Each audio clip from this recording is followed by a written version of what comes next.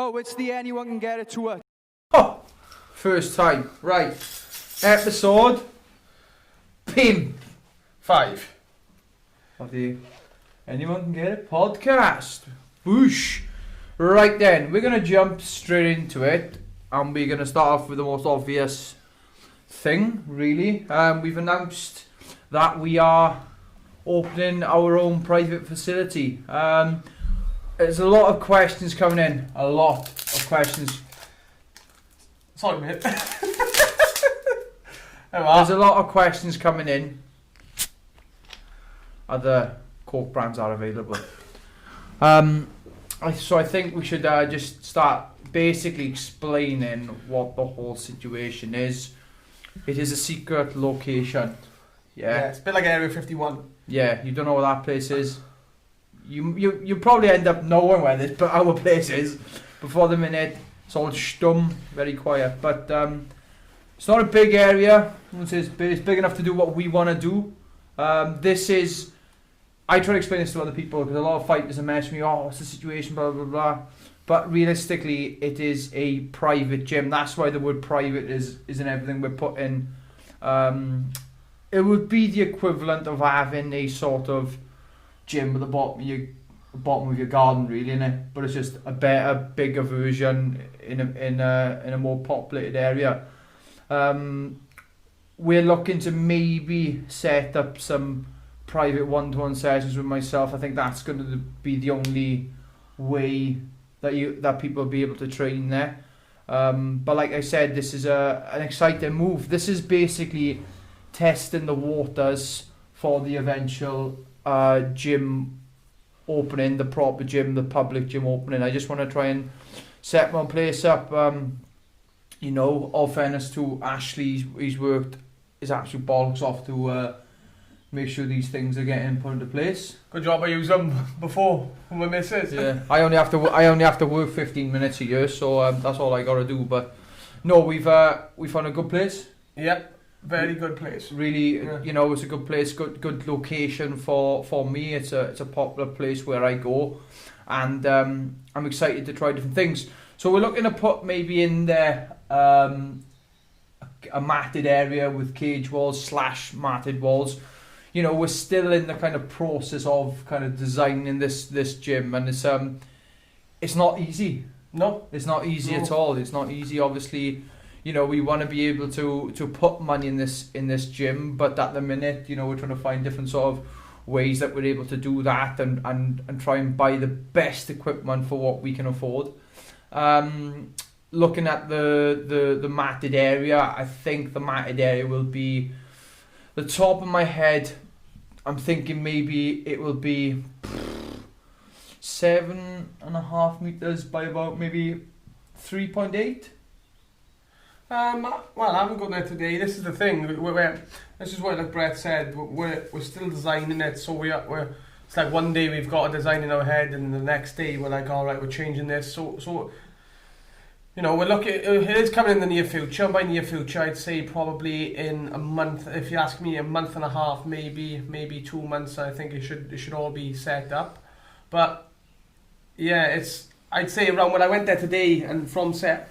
Like when me and Brett went there, we were looking at say 7.5 meters by 3.8, and then I went there today and I was like, right, I left there and I thought, you know what, I think we can get away with 8 meters by 4 meters per year, which will be a bit tight as far as walkway for the edge of the mat, because it's not like an everyday gym that's open to the public. It's a more private gym. I think we can accommodate a bit more mat space.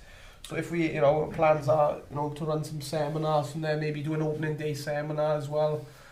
So like Brett said, you can train there, specifically with, if you have a session lined up with one of the guys that's from there. Yeah, because that's another thing we forgot to really mention. There will be, obviously myself, I'll be kind of doing my own sort of seminars, but there will be other people involved with the gym who have been a part of the Brett Johns MMA camp who have helped me to get here.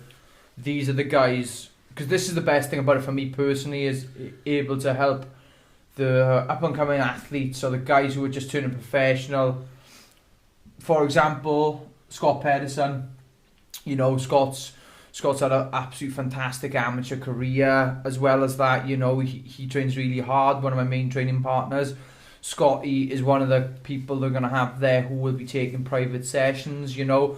There's a handful of guys there that will be able to do that. So, like, obviously with myself, you know, if some guys are thinking, okay, well, you know, I enjoy that session, but I'd like to go with Scotty because Scotty's a fantastic striker. Yep. You've got that opportunity to do that, and it's really nice. I want to obviously add in as well, this has nothing, I am not moving to this gym. That's another thing I wanted to say. This isn't something, my training schedule is going to be the exact same as what it is now, other than in the sort of like times I have off.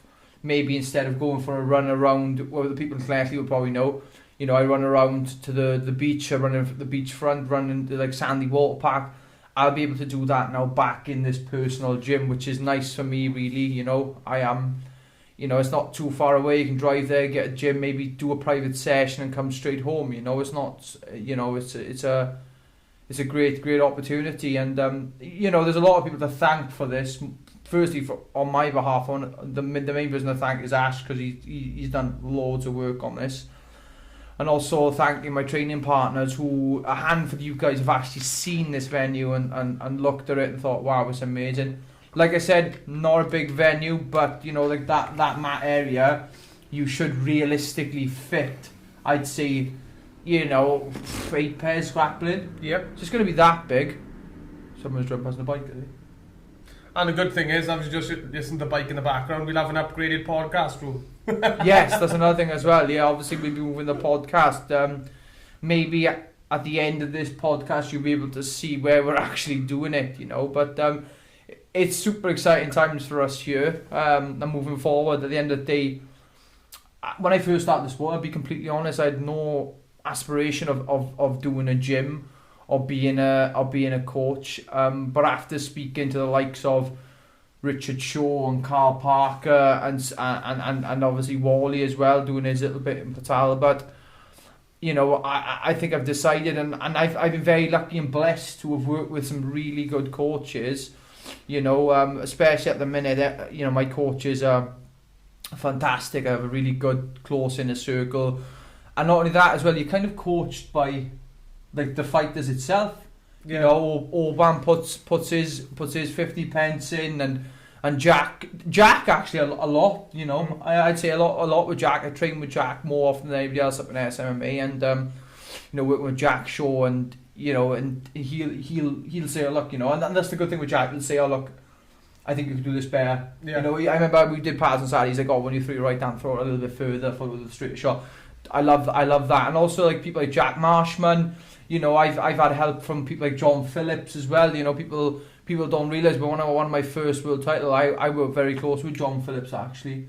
You know, that's a relationship I had with him back then as well. And I've worked with a lot of guys, especially everybody who is a high level athlete in Welsh MMA. I've worked with, I've sparred with, I've wrestled with the Liu Longs. You know, someone I haven't actually worked that much with, who I'd love to work with, Mason Jones. Mason Jones, another guy I haven't really worked with him much, but then again, when we were kids, I did bits of Mason in the judo, so you could actually technically, I have trained with Mason as well. But like going back to the coaching side of things, I got Shaky and Carl, who when I first spoke to them, Carl kind of hit it home with me. He was like, well, what's your plans for fighting? And I'm like a rabbit in the headlights, don't know what to say. And he said, look, you should be thinking about opening your own gym. And I think this is the starting blocks. Like I said, we are literally putting our toes in the water here. We're not jumping in. I know a lot of people, you know, like offense. Look, if you look at people like Richard Shaw, the empire he's created from Tulare Combat to SMMA, you know, people forget sometimes that Shaky started in a nightclub cellar, you know, and the guy has, you know, one of the best gyms in Wales. You know, definitely, top 2, top 3 best gyms in Wales. Everything's under one roof, and you know, I'm very lucky that the two gyms I train in at the minute, which is KGB and SMA, are fantastic gyms and fantastic facilities. But you know, I just want to try and do my own little thing, and I have spoke to Carl and Shaky about it, and they think it's a fantastic idea. We've visited a lot of good gyms on this path. To name a few, Syndicate, Henry Hoofts in Florida. You know, we worked a lot with James. I went to James Krause's place, Glory Kickboxing. You know, some amazing facilities, and that's literally, you have the map of America. Yeah. There's Florida. There's James Krause's. This is Vegas. I've been all across America working on MMA gyms and working with MMA gyms, and obviously the UFC PI. I've worked there. I've been very, very lucky to work with them. So we've got a really good idea of the end goal. Of what we want in this gym and in the eventual gym that we want to have. At the minute, we've looked at some fantastic kit available. Yeah, like you can't go wrong with tatami mats. We've worked a lot with them. These are tatami mats, are they? Yeah, these. Yeah, these are the soundproofing in here. It's from the tatami mat. They're matted walls, really. But the soundproofing, it sounds more professional, is from Tatami. You know, Tatami mats, and we work a lot with Tatami, and obviously I'm a sponsored athlete from Tatami, but working with Lee and Gareth over the last few years, they've got some fantastic stuff. We're looking forward to, obviously we've been speaking to Lee and Gareth at the minute about matting the mat area.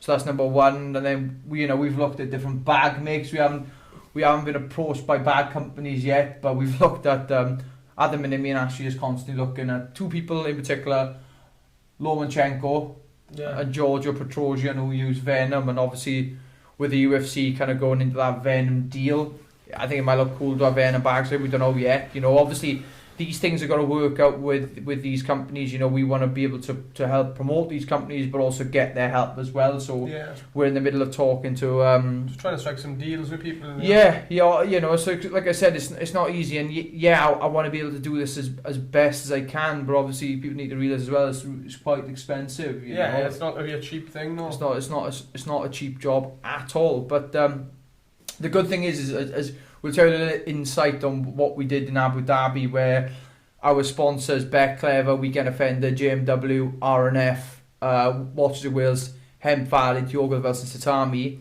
helped us out financially for the whole camp. And you know, like I'm a big, like we said in the previous podcast about sponsoring fighters. I hate the fact when a fighter will go, look, give me £500 and I'll put your stuff on my shorts, and that's that.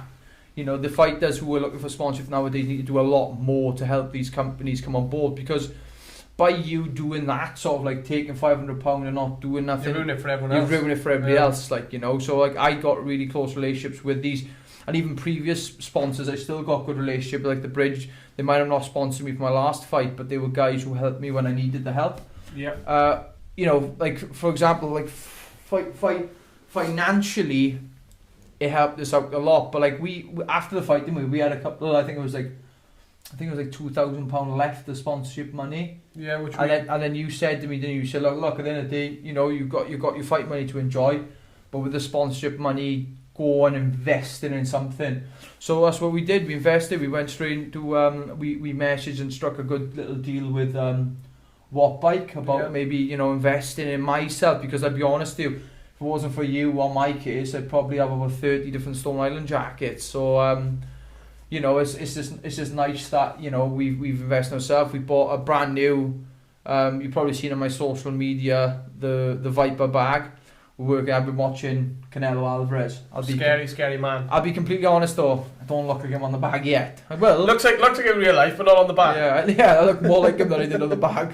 But you know, but like it's exciting moving forward. In this part one of this episode, we just wanted to speak about this and just say thank you for the support. First of all, I've had so many people email me and message me with the details they want to help out in any way, and just really thankful. Obviously, this is the building blocks. You know, the eventual goal in a few years is big. I think it's going to be bigger than big. It's going to be huge. You know, I look at gyms like SMA, like KGB, and that's the goal, to have that sort of facility where we can, you know, be this just as big as them guys. Because of at the minute as well, with training and with everything going on, obviously Orban's coming up on the 24th of September. So's Aidan, he's going up in the 24th. But Welsh MMA at the minute is booming. We've had a fantastic year as a nation, and we're going to keep this momentum going. MMA in Wales is getting popular, and you know we want to help build that brand even more and help build this Welsh MMA scene.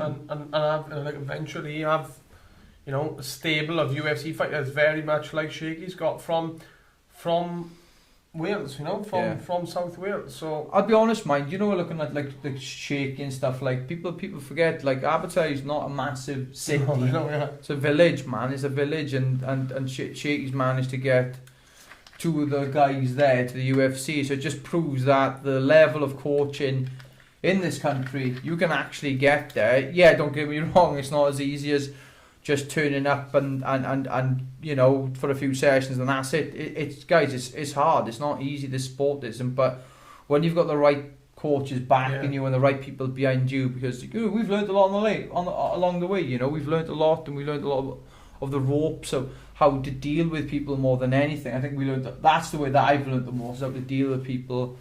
You know, when I first started, like, you know, my first sponsorship was JT Supplements in Ammerford. I'm not sure if they're still going. But a good friend of mine, Thomas Richards, helped me out, and then eventually I went to something a little bit bigger. I remember Biffy and Thomas coming approaching me and saying, look, you know, we'd like to sponsor with Specialized Nutrition, which was a thing, you know, and I never really forget the people who really have helped me. But something we are looking for the new gym though is potential sponsors for the gym. Yeah, you know, I sort of like Alex. Obviously, if you want more information, then obviously contact the team at Brett Johns MMA at gmail.com. We're looking for the next fight. We're looking for a new batch of sponsors, but we want to put maybe a deal in place that where they can sponsor us for the next fight, but as well as that, help us out with the gym. You know, it's like a two in one sort of deal. Yeah. So to go in a bit more detail, like Brett said. Probably we can do, maybe, we haven't thought of it exactly, but you know, we're open to suggestions, but maybe do like, rather than per fight contract, do say like a 6-month contract with the gym, so you're a main sponsor of the gym, so while Brett is training there and while other people are training, also you get the exposure. You know, these boys they love taking photos of their t-shirts off next to some poles. And then obviously the fights then will be incorporated into that deal. You can either do a 6-month or a 12-month contract. You know, like I said, I'm looking at the band there, and the guys that we've dealt with there. You know, we're open to new sponsors, but also as well we're grateful for the sponsors we got, because you know it could be a start of a long relationship with them guys, and obviously we'll get in contact with these guys, because I believe we owe the guys basically the first dibs. You know, they've kind of backed us for the fights, and they've been with us for a while and shown the support for the fights. So we want to, you know, maybe chase up with the sponsors, because it's not going to be sponsors everywhere. It's going to be a selected few spaces available. You know, we don't want to just make it look scruffy and stuff. We want some nice, tidy, allocated sections for the sponsors. And to be honest with you, you know, the deal we do strike with the sponsors will be for just making the gym better, equipment wise. Like I said to Brett, every fight, you know, we made a deal. Every fight he's got to invest into something when he comes back. He can buy as many stone islands as he wants, as long as he's invested into something when he comes back. So and group sessions as well. We've had a lot of emails about, you know, group sessions with the kids and stuff. We will be looking into group sessions for you, so just stay a bit patient for us. When we get it all up and running, there will be like a smaller group session, but we could maybe get 10 to 15 people in there. You know, a session either run by Brett or one of the guys that we have in the gym. So any ideas or anything, like Brett said, just fire them across, and we're open to listen, open to, you know, if you want to strike a deal with some sort of thing, hit us up. You know, we're not arrogant people. We're down to earth people, and we'll take ideas off anyone. So that's part one, guys. Obviously, if you've got any sort of questions or anything, please feel free to message Brett Johns MMA B Johns MMA on Instagram. If you message me, I'll get back to you in 7 weeks. If you message that one, you get back to you straight away. Or email us, brettjohnsma@gmail.com. But like I said, before we go into part 2, thank you for the support, and exciting times ahead. See you in part 2. Talking of a problem, he's literally on his phone now, trying to buy tracksuits. So if you listened to part 1 and you've come this far, that is what I'm dealing with. Right then, part 2. Okay, so before we start, obviously there was a UFC on last night. Water some beer. So, props to Angela Hill. We like Angela Hill. Obviously, I'm managed by Sucker Punch Entertainment, so's Angela. And she's been busy this year. She's had a few fights this year. But, yeah, obviously, starting off first, okay? I want to speak about this guy, because I do like him. A guy called Kevin Crum.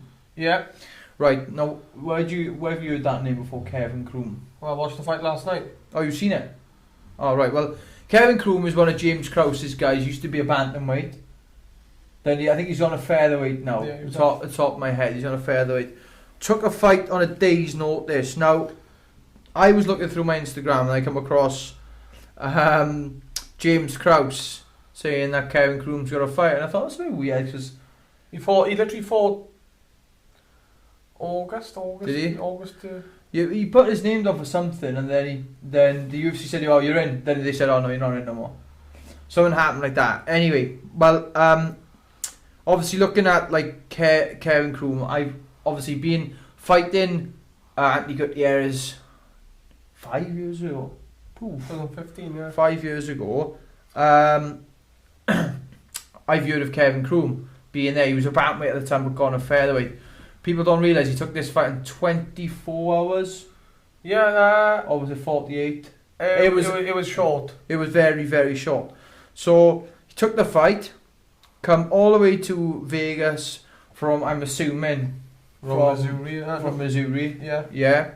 And then took on a really good fighter called Roosevelt Roberts, who Roosevelt Roberts has fought, just to name a few people he's fought, Jim Miller.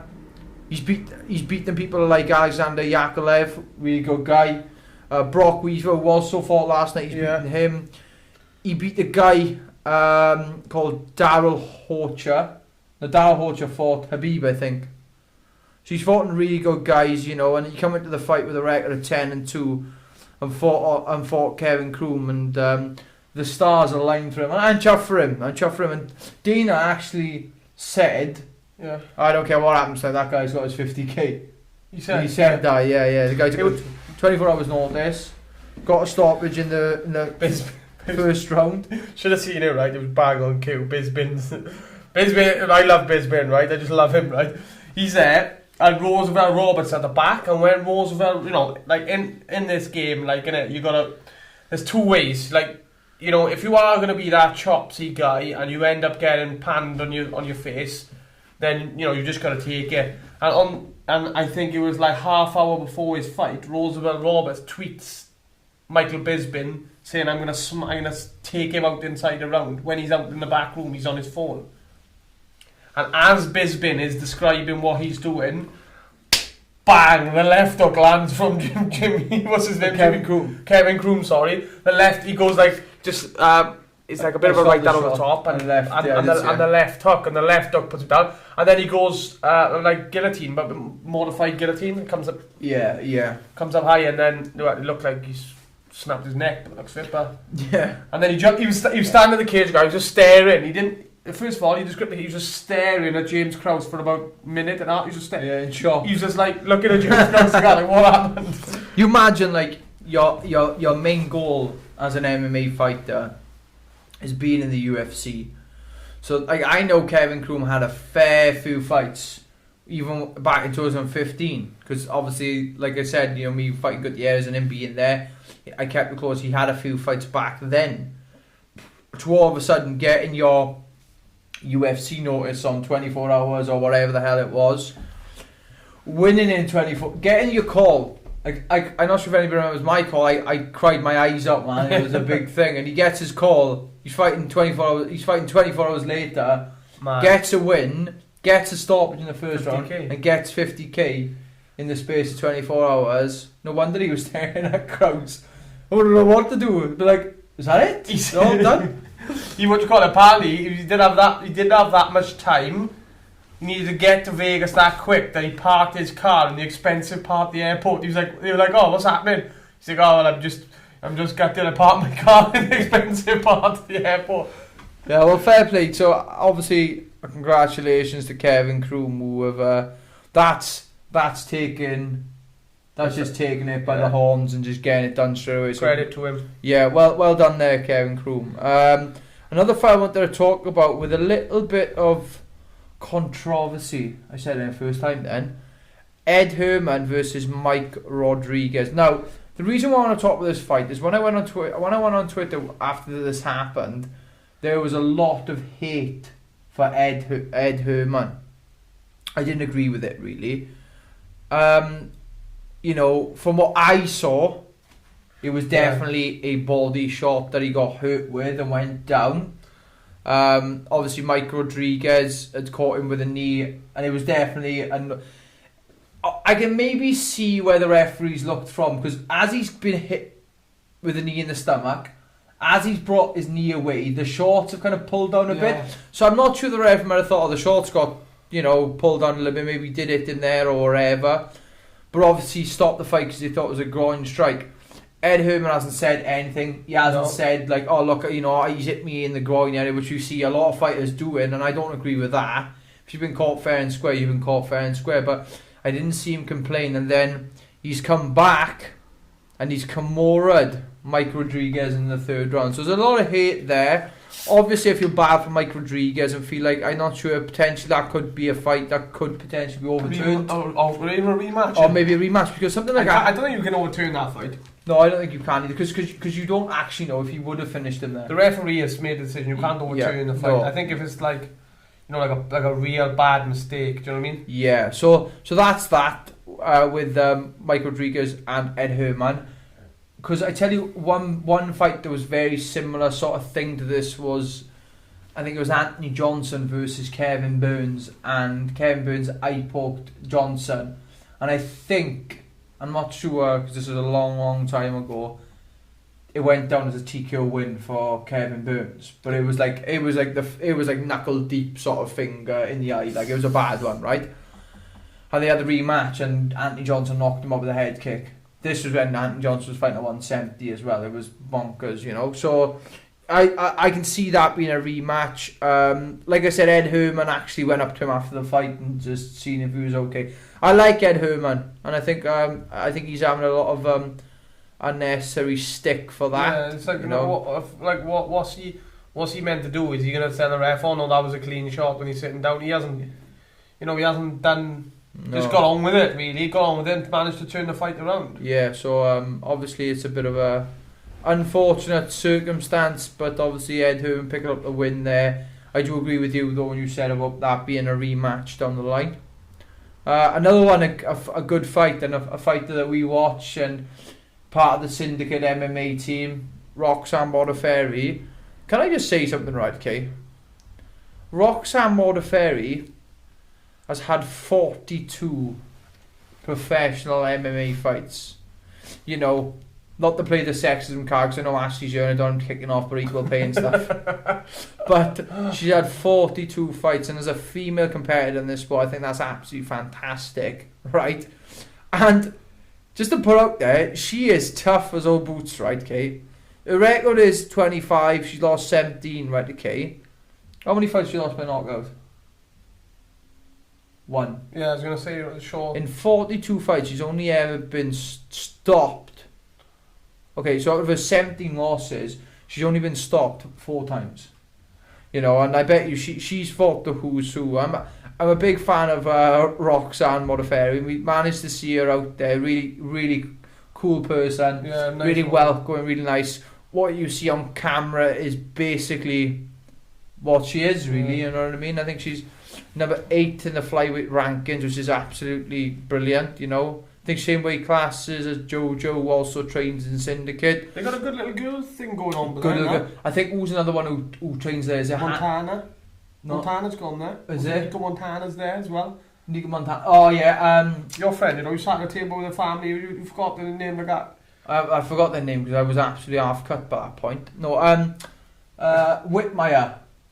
Oh, Emily Whitmire. Yeah. Emily Whitmire's training there, I think. So she's obviously Roxanne's picked the win up there. I think it was 29-28 all round.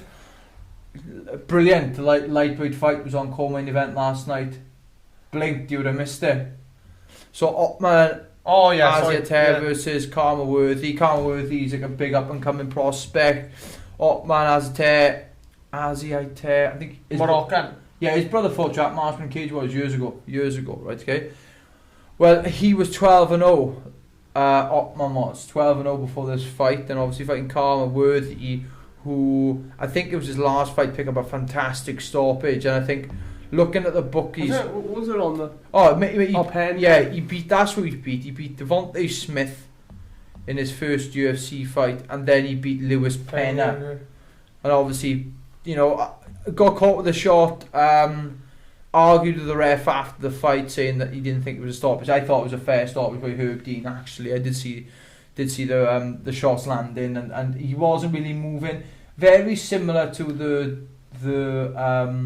Nathaniel John Dodson. No, not that one. Basically, like Cruz versus Henry, but way more like not stalling. You can see that Karma Worthy was really hurt. Yeah, he was in a bad spot. There was another fight on last night. Billy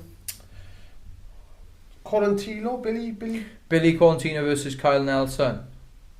Yeah, that was a good scrap. Yeah, and he knocked Kyle Nelson out in 7 seconds in the third round. Yeah, it was a really good scrap. Yeah. And what's her name? Justin Kish, is it Kish? She fought early on, and Sabina Mazo. Should have seen that, mate. Just head kick after head kick landing. Bad, yeah, not even like glove up, like not clean shots. Like she was just getting caught. She was just getting caught with the shot, like. So that's that. Main event then obviously Michelle Watterson versus Angela Hill, and Michelle Watterson picking up the split decision win. And a brown belt. Oh, she had a brown belt as well, yeah. Did she? I didn't see that bit. I turned her off straight after, but there we are. Well, like I said, congratulations. They both picked a fight of the night performance. And like I'm a big fan of Angela Hill. I thought she you know, it was close. I thought maybe Angela might have done it, but there we are. This is the way it is, unfortunately, in this sport. They say never leave in the hands of the judges. Unless you're Brett Jones. I made a career out of doing it, but there we are. That's that. Yeah, obviously Michelle Watson picked up a win. That's two of the women's strawweight best fighters there. Yeah, there's some fantastic fights there. You know. And obviously, but they've got to put up with people like Israeli, haven't they? You know. Yeah, is that? Do you know what? It's exactly the same situation as Valentina as well. You get to that spot, you think, yes, and I'm ranked like 3rd or 4th. Finally there. Come on. And you look down, you look at the back of the school bus, and you see Valentina sitting there, like, you know, like after she knocked out Jessica. She's got a back seats. Yeah, she's the cool kid. Like as she knocked out Jessica, like, and she, you know, like when like you knock someone out, usually when someone gets knocked out, you usually see the reaction is like shit, what, like what, like they're like whoa. She like hits her, and she's just like an assassin. She just walks off like no celebrations, nothing. Just like that's what I can do. Apparently, I didn't realise this. Apparently, right, okay, there is a Eminem curse in the UFC. What do you mean Eminem? Apparently, when fighters use Eminem, they tend to lose. They use Eminem songs. Apparently, it's like a bit of a curse going on. But shout out to Brian Barberena. The welterweight in the UFC. He fought some really good guys. Fought like Vincent Luque. Fought some really good guys. I want to give him a shout out. If I had 50k to give you, I'd give him 50k for the best song choice of the night. What was it? Hugh Jackman, The Greatest Show. Oh yeah, his kids picked it. This is the greatest show. Yeah, I like his that kids song. picked it. I think his kids painted his nails. Did they? Yeah, I listened to it last night. Yeah, his kids picked it. But like he picked up a little good win there as well. So that was last night's UFC. Okay, but now we're looking at next weekend. Yeah, next weekend. Oh boy, big one. Welterweight main event. Colby Covington, the fan favourite. Big up Trump supporter he is. Yeah, I know. I've ordered my Trump back. It's hasn't come yet. Like, what are you going to say? Make Dunford great again. Make Dunford great again. Versus Tyron Woodley. Okay, and I saw a very interesting quote from Din Thomas. I seen that. T Wood.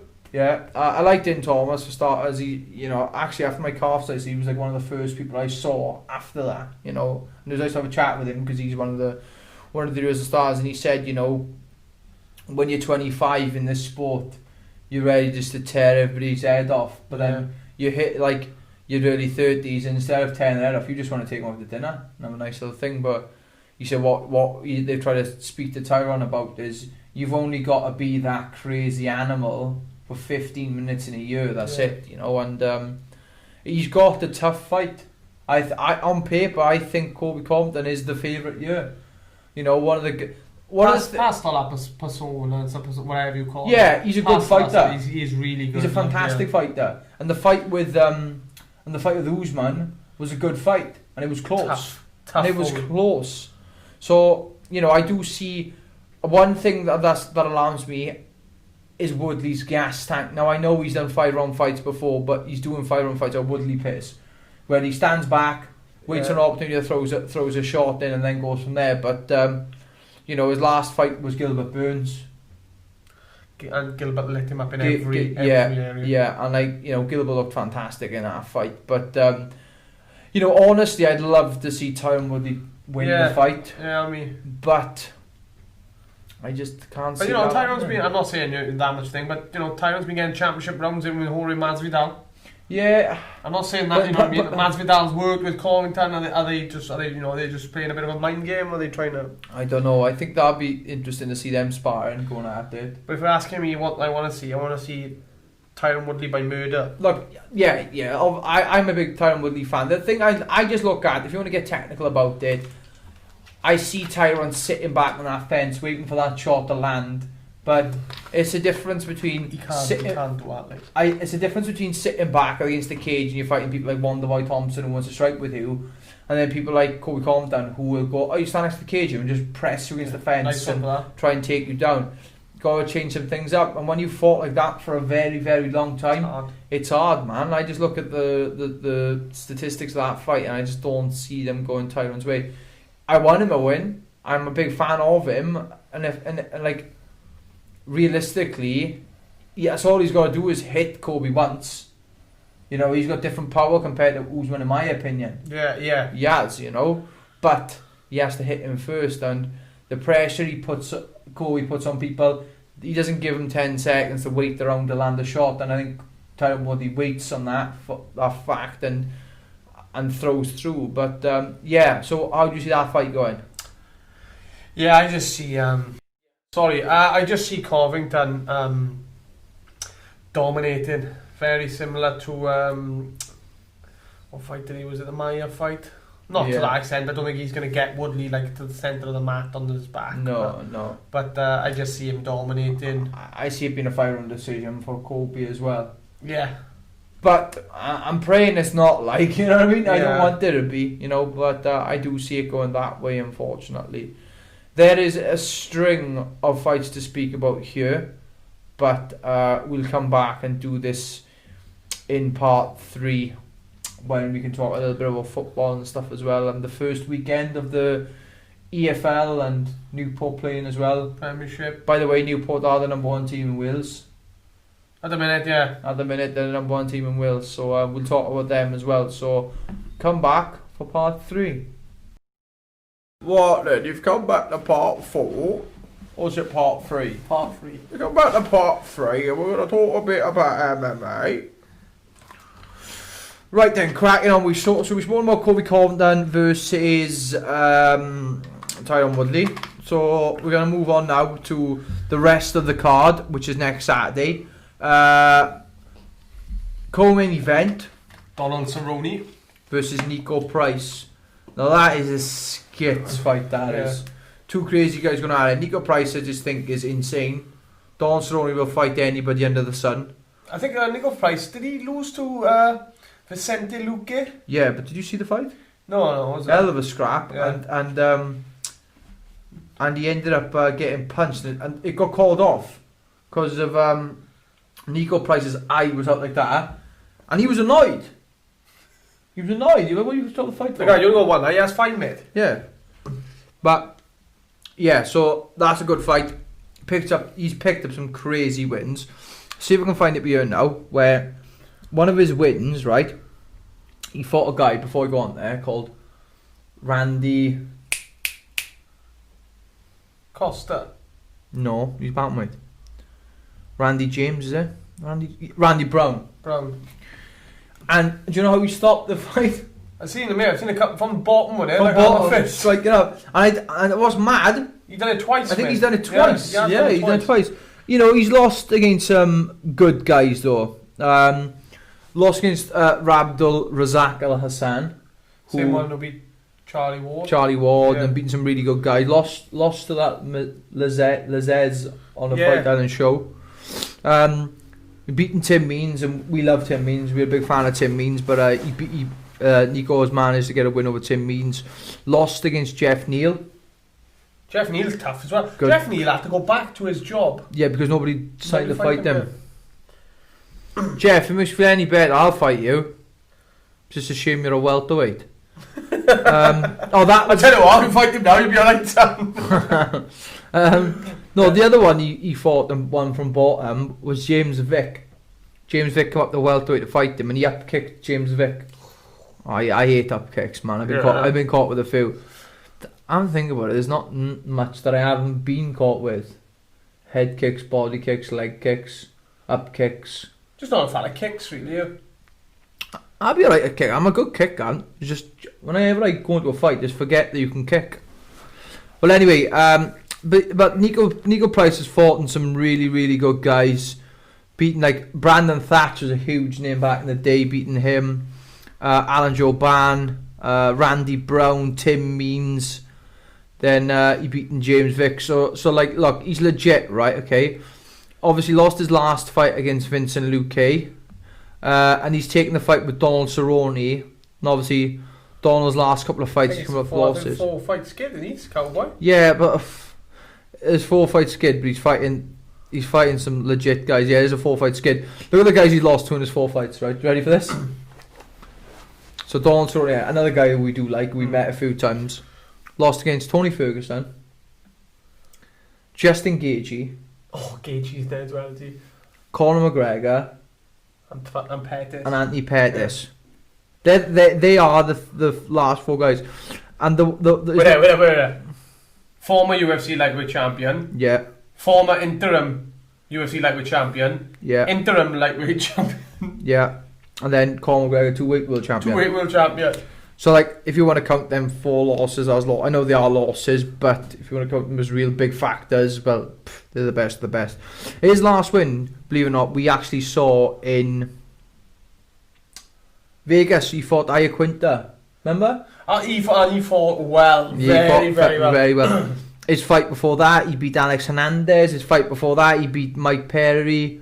You know, he's getting to a situation now where this is a 4-fight skid. Yes, it's against guys who are absolutely fantastic. I think personally, not that he's spoken about retirement. Yeah. I think it's next weekend. I think it is. Maybe I might be wrong. It is Dawn Cerrone for the end of the day. I think that guy will be fighting until he's got to literally take a Zimmer frame in there with him. But I could just see it being next week. Finish off on the high, finish off on a win for stars. Too many fighters in this sport do that. They go out, they leave on losses. But the only problem is the people who leave on wins tend to come back. Yeah. But yeah, I do see him winning. The striking level is crazy. I think that Nico Price does struggle with good strikers, such as Vincent Luque. Who's a quality out of Hoof's stable? Yeah, Henry Hoof's fighter. But like I said, I can see Donald picking that up. But I think then personally, okay, that's it now, And like I said, if he doesn't, then that's fair enough. I'm not saying that he has to. I'm just thinking this is a strict move, as in it'd be a really good time to finish. Your 4 losses are by UFC champions. You picked up a win in your last fight. He's got nothing to prove, really. He's done everything he's wanted to do other than obviously win the belt. But fought the who's who, and he's had a few shots at doing Death row. He's fought. He's fought death row, yeah. Next fight before the co-main. I'm going back to front now, so starting from main, co-main, down the card. Gerald Mershaft versus Hamzat Chimaev. There we are, that one, yeah, okay. Obviously, Chimaev. Let's talk about Mershaft for starters. Like we said before, when we said it last week, I personally believe he's been overlooked completely. I love the way that he's taken this approach to this fight, though. He just said, look, he might beat me, he might not, but he ain't making the Maya fight. He just ain't making the Maya fight. I think if he approached it that way, there's a possibility that he could win the fight. I'm a big fan of the way he is there. A massive fan. That's what I'd be like. But me, yeah, fine. You can look past me, but you ain't making that fight.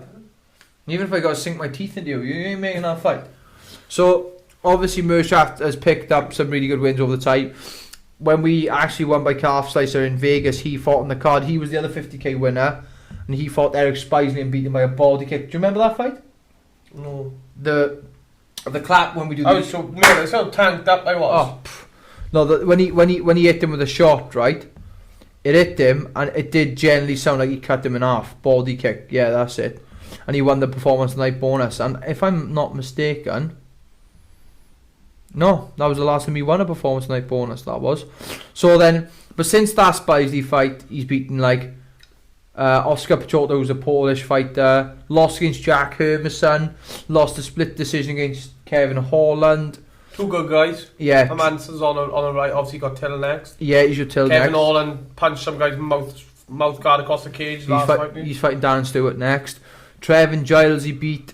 Lost against Eric Anders. Then he fought a guy called Darren Wynn. Darren Wynn. That's from that's Darren Wynn is it Darren Wynn? I think it's Darren Wynn who's from AKA. Is it? Yeah, I think it's Darren Wynn who's from AKA. He's one in Cormier's camp. Yeah. Well, anyway, he won. So Mershaft beat him, but then he tested positive for amphetamines apparently. Who did? Darren Wynn. Alright. And then Giles lost his last fight against Ian Heinisch, who's a guy who's doing really well at the minute.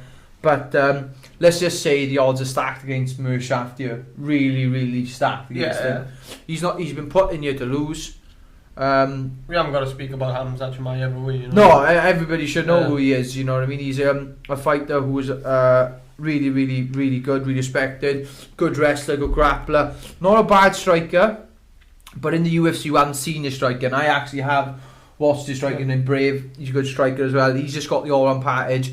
Lives in All Stars. Trains with the guys like Alexander Gustafsson, Ian Latifi. He's got a really good relationship with Reza Madadi. He's just a good fighter overall and supports his fighters, and he's really good. That is a tough fight for Mershaft though. Like especially with the momentum that he's got coming through here. And not only that, is where they've gone, oh look, you beat him, you're going to be fighting Damian Maia next, you know. So, yeah. I'm only going to talk about a handful of other fights here. Obviously, Kevin Holland's on this card, fighting Darren Stewart next weekend. Mackenzie Dern's back. Mursad Bektik is back. There's Jordan Espinoza who fought on a show with us. He's fighting a guy called David Drovak, who's Serbian, I think. Jessica Rose Clark, you know who she is. Yeah. She's back, and obviously you got two bantamweight fights, which is Journey Newson, who we watched in Vegas, knock out a guy on an FFC show. Remember when we went out there? We sat in the show. We got told to go to the show. Oh yeah, sorry, yeah, we sat. Yeah, Journey Newson, he knocked out a guy in that show. And he's fighting Randy Costa. Good striker, beating people like Boston Sam, who's also a good striker, so that'll be a good fight. And the other bantamweight fight is Andre Ewell versus Erwin Rivera. Erwin Rivera fights with Henry Hooft. Henry Hooft's bantamweight fight. Is that short little Mexican? Yeah, we took a fight against that. What's his name? I know what you mean. So, and there's another bantamweight fight, Tyson Nam, who's actually at the top of my head, I think he's a flyweight. He is a flyweight, but he's taking this fight, that bantam, and he's fighting a guy called Jerome Rivera. Don't know much about Jerome Rivera, but I know Tyson Nam is a good striker. So that's that. One fight I did want to talk about a bit more in detail.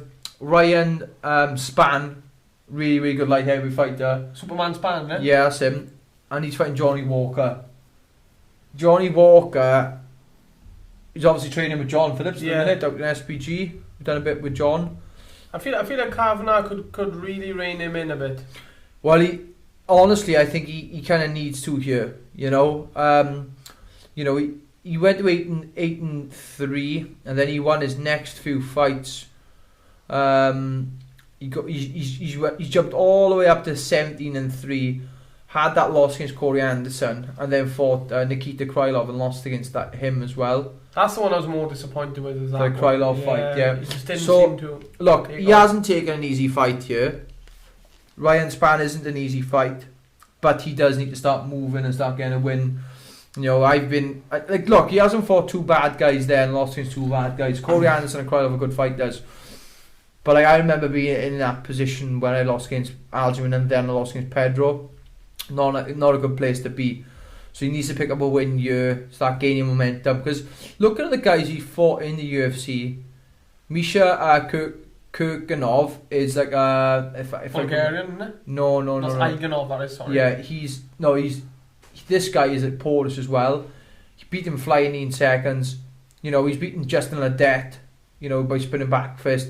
Knocked out Cahill Roundtree. She's beaten good, decent guys, right? Okay, but then the Cody Andersons of the weight then is a bit different, you know. Beaten and all fairness, before losing to Cody Anderson, he had 3 fight the night before, 3 performance night bonuses as well. But he needs to start making waves. I do feel like, you know, he's on the chopping block here, and it's not the best, because UFC can kind of do that to certain fighters, don't they? They kind of go through like things like they pump fighters up, and then all of a sudden then it's yeah, it's like, you know, they make them fall a little bit, I guess. It's like Hamza, isn't it? You know, if he ends up, I can't see him, but if he ends up deteriorating, what route? A bit like Sean O'Malley now. I just feel like everybody. He's in that position. He's in that thing, so it'd be interesting to see what the UFC do with Sean O'Malley next. I'd love to see what they do with Sean O'Malley, to be honest. I don't actually know how long we got, because I forgot I know. Do you know? 56. Quick then. On to Bellator. Yes. No. Obviously, our very own Liu Long. I don't think we can say where he's fighting though. No. We know where he's fighting. It's a good fight for him. Yeah. He's looking really good. Watching him spar Warban in training, he's looking really good. Looking lean, looking ready. So he's fighting on a Bellator show coming up now in a few weeks. Obviously, recapping on what we said last week, Orban's fighting in the up and coming few weeks. Aiden James is fighting in the up and coming few weeks. Someone that we haven't mentioned, Ben Ellis, is fighting in the up and coming weeks. He's got a really good fight. I think he's fighting a guy called Kingsley Crawford on the same show as Orban in Manchester. That's a good fight. Congratulations to Cage Warriors, who have I think they're the first MMA show to be allowed by the government. Did all the tests. The government have kind of put their name down on a certificate to say that they're allowed to do these shows. So congratulations to Graham Boylan and the team there. But yeah, let's move on to a big fight. And it's a big fight for 2 reasons. One, I think it's domestically the biggest welterweight fight outside the UFC. And it's the first ever big MMA show to hit France. Yes. So obviously Bellator have announced that they've got that Bellator show in Paris, which I think is absolutely fantastic. Obviously France have a really good stable of fighters there.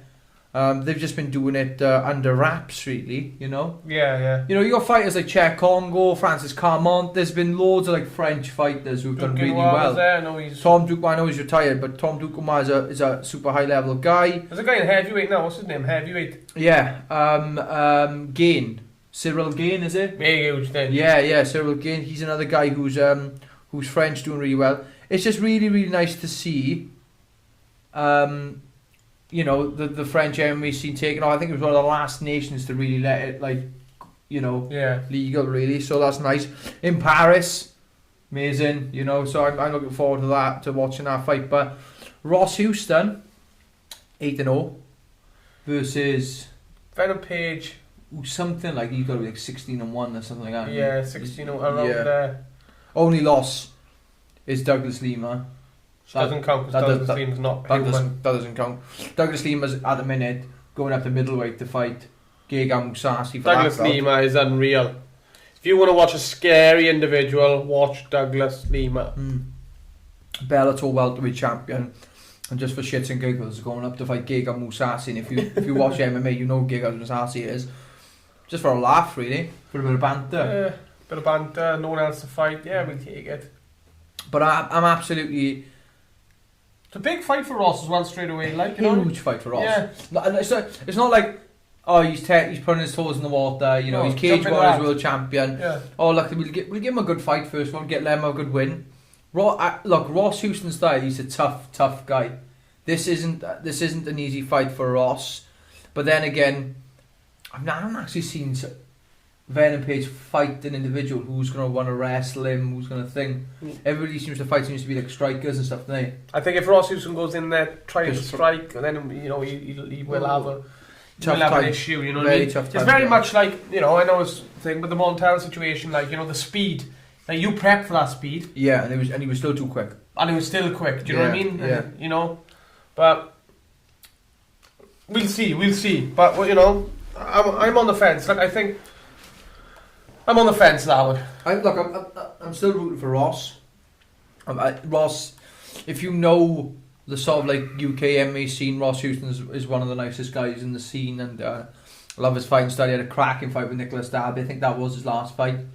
And Bellator really got behind him, pushing him. You know, they like the fact they've got like a new, a former Cage Warriors champion there. You know, and I remember him doing an interview with James Haskell coming up a few months back, and. Yeah, I'm really looking forward to that fight, and hopefully, you know, with big scenes. And also, before we go, Juan Archella beat Patchy Mix for the bantamweight title as well. That doesn't matter because it's they know Brett Johns. Yeah, well, maybe. Click that. We might just go there for a chiss and giggle. Didn't clap for the last couple, but there we are. Part 4. We're going to talk about soccer. Soccer, man. Soccer. Inter Miami, man. Starting with Inter Miami, Brett's team. Hey, drew 1-1 last night with Orlando. Scored a goal in like a 70th minute, I think. Not particularly super happy at the minute. There's not a lot of momentum with Inter Miami, but we're starting to do better. Better as a team, you know. Signing some good players now as well. Just signed Higuain as well.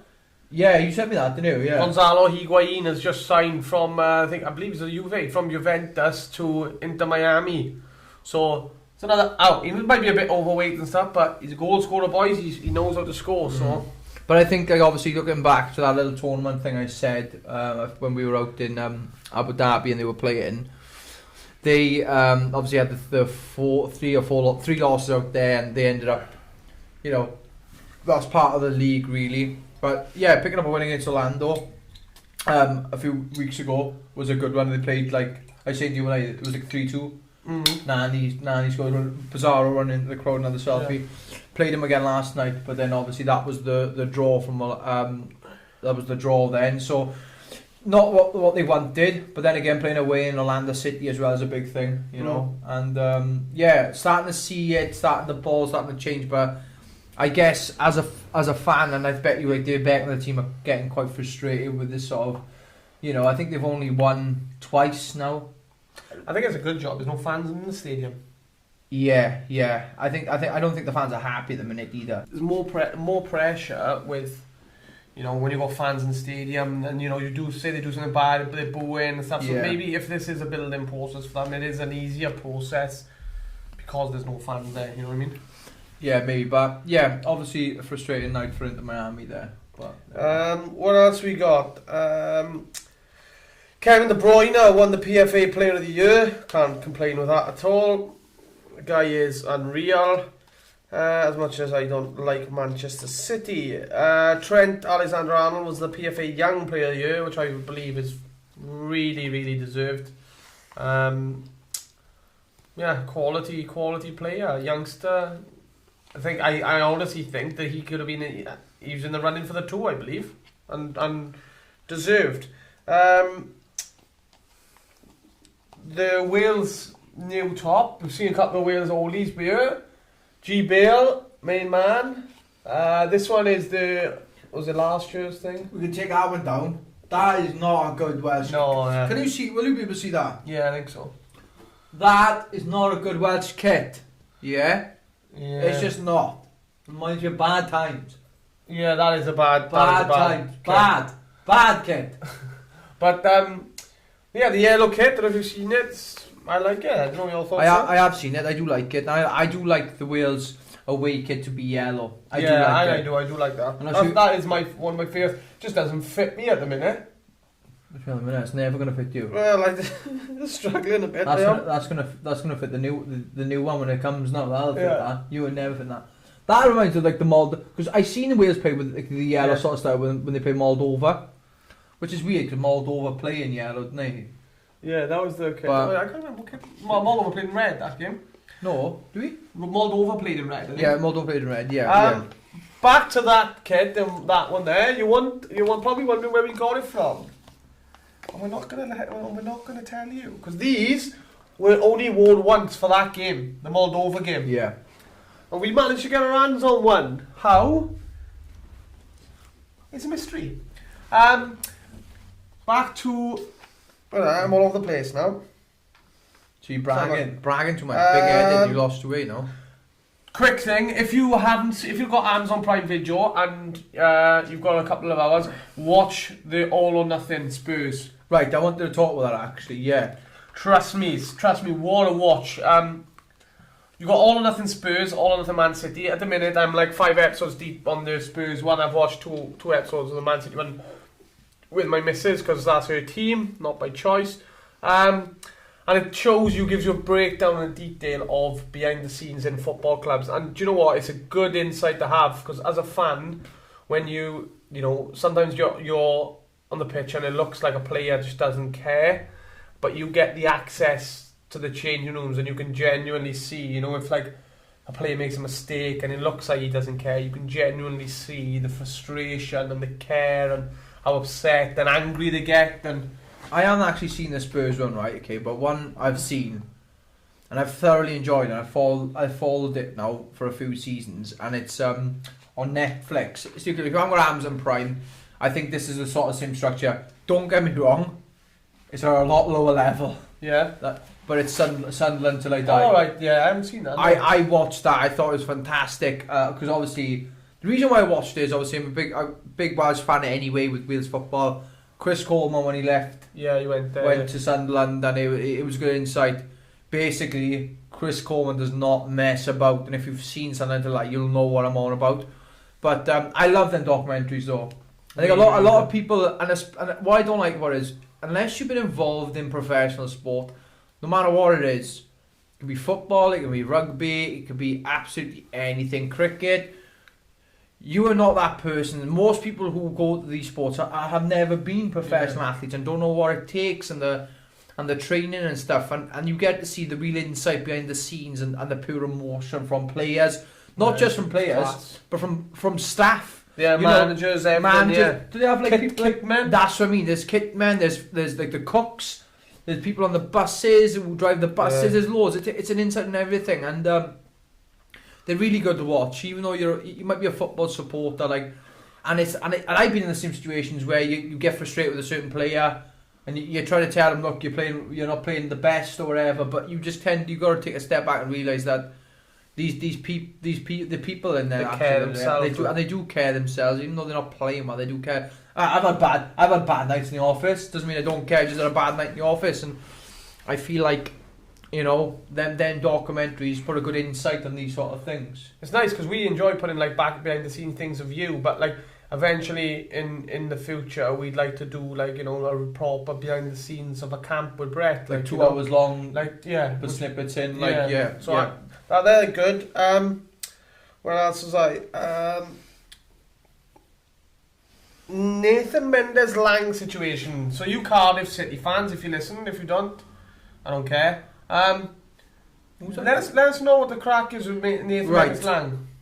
Right. Because of Brett's probably got some dodgy WhatsApp group he's in now. No. Well, I got plenty of them about that, but like I heard something. Okay.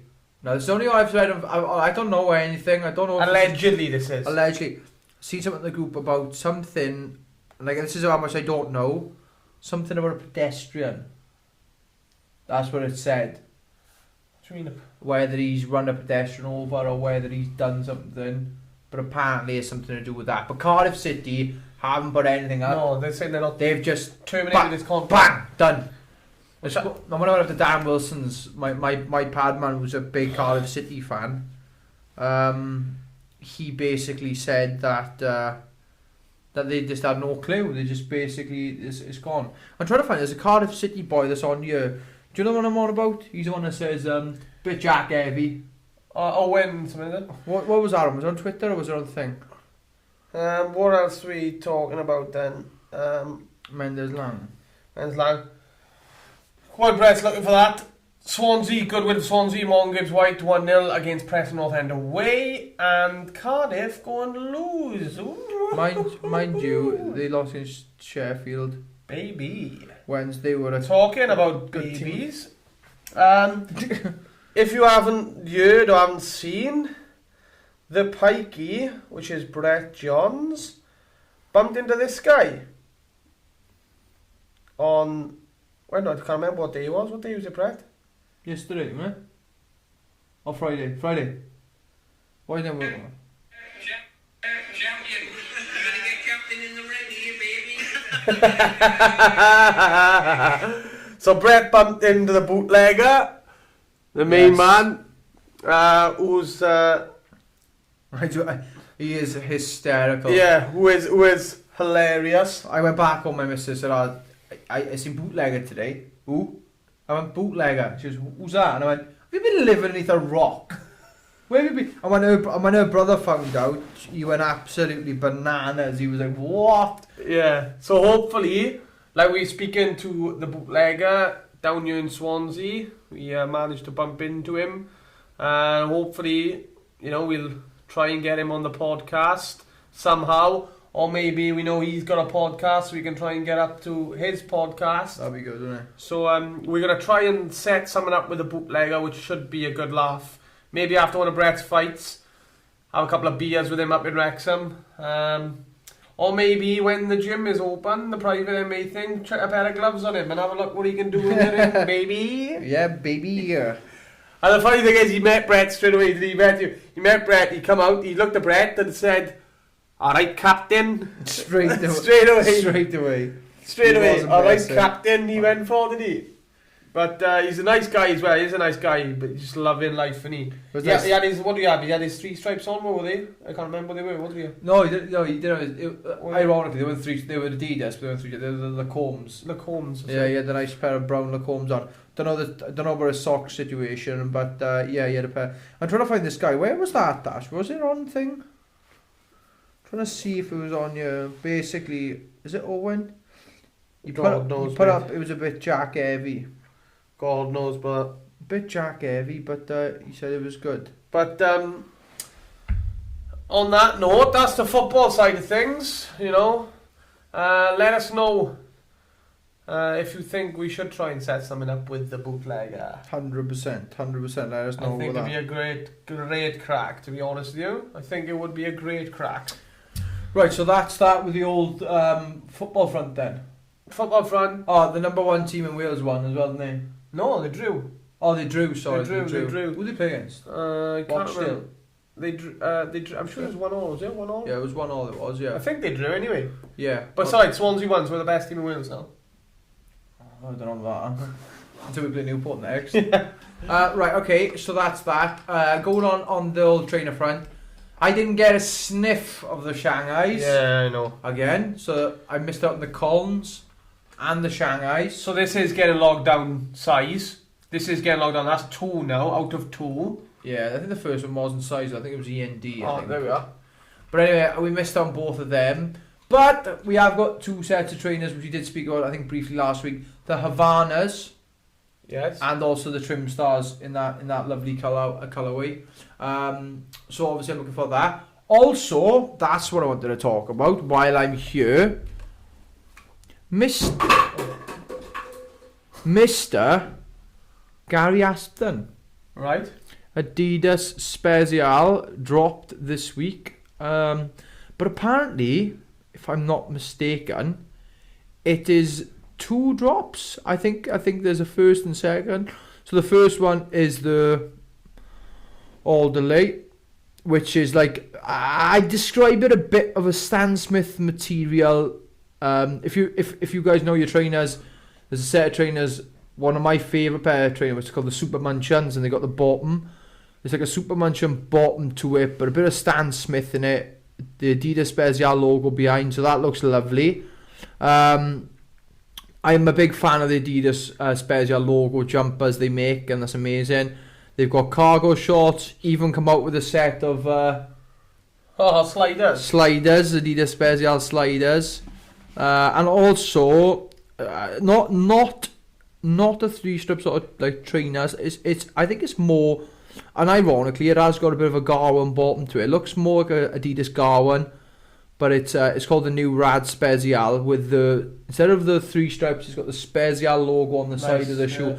It's a nice brown shoe. I do like it, and the reason why I'm talking about is the first drop. Another one called the Herman. Is it Herman Adidas? I like that one. It's like, it looks like a ZX, like 8000, something like that. It does. It looks a bit like that. But and also that big seller. Overcoat, is it? No, overshirt, multi-pocket overshirt. Now I know Gary Aston's a big fan of them sort of style jackets. That costs 220 quid. Yeah. So a bit on the expensive side, but it is Adidas Special, and you're almost guaranteed that a lot of people are going to buy that. But my favourite of that first drop would probably be the New Rad. Yeah, they're nice. Yeah. I know a lot of people are probably going for the Harmony. Sorry, I think it's called the Harmony. So the Harmony Special. I think a lot of people be going for that, but I do like them New Rads. I think it's a bit of a mixed drop. Usually with drops with Adidas Special, you have like a lot of people going for one certain trainer. I think this drop is more mixed. I know that the Orderly, I've seen a few people wanting the Orderlies, but I'm going to personally say my favourite is the New Rad. I like that. Yeah, they're nice. They got like a brown pair of a greenish pair of cargo shorts. Adidas Special cargo shorts are like the first things to go. Really fantastic.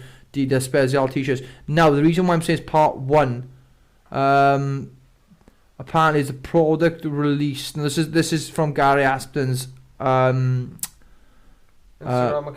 account, that the new Rad, I think it is on I can't even say that, NWRDR Special, a product release by Adidas Special, and new order will be revealed at 8 AM tomorrow, which is, by the time this comes out, it would have already been out, but we're obviously intrigued and interested to see that. So we'll see what happens. I'm a big fan of the Adidas Special brand.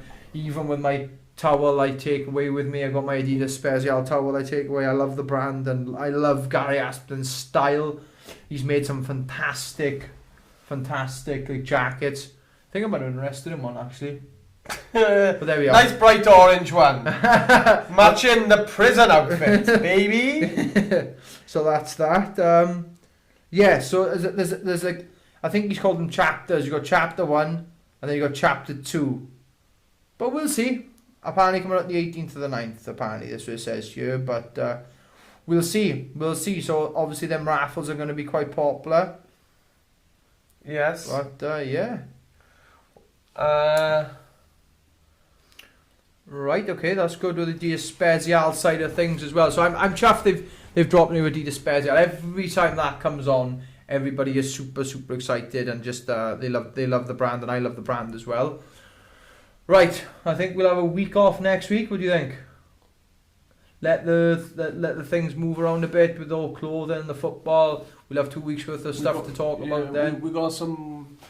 Obviously, main reason is we got some stuff to do for the gym. Yes, and obviously we want a bit of movement and traction when it comes to the gym. Obviously the next week's one now, we were going to briefly talk about it today, but we won't bother. We haven't really got much time left, but we will look at next, in 2 weeks' time, top British films. Yes. Big one. Someone, Adam Jones, put this question in, which is something I am very interested in, which is the would I consider taking a bare knuckle boxing bout something I want to speak about. You know, obviously, as everybody knows, I'm a banger. I don't like grappling. I'm a banger. You know, 10 significant strikes and all that. I love my 3.3 rounds. Not a bad. No. It's not bad. Not bad. At the end of the day, though, Andy Johnson's the same. It's just the difference with him. He puts people to sleep. Yeah. I just run on the cage for a bit. Anyway, besides the point. But we will talk about British films, my favourite British films. We'll also talk about, I think in the meantime, there's going to be a couple of trainer drops then. In that time, I've seen a couple of people speaking about them.